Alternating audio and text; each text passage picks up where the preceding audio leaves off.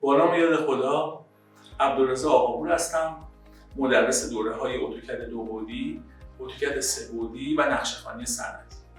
چرا هنوز ما از نقشه‌های 2 بعدی استفاده می‌کنیم؟ چرا از اتوکد استفاده می‌کنیم؟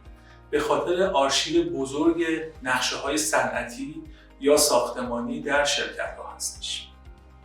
در هر بخش شما با آموزش کامل فرامین میتونید به راحتی نقشه خودتون رو رسم کنید.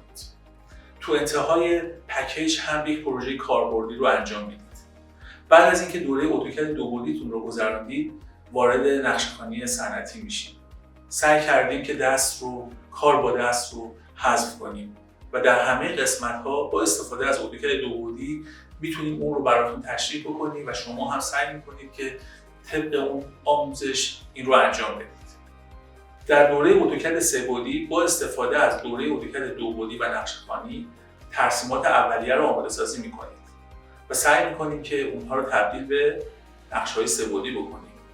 نکته مهم این هستش که از همون فایل‌های 3 بعدی با خروجی‌های 2 بعدی میکشیم و در واقع دیگه لازم نیستش که نقشه 2 بعدی رسم کنیم.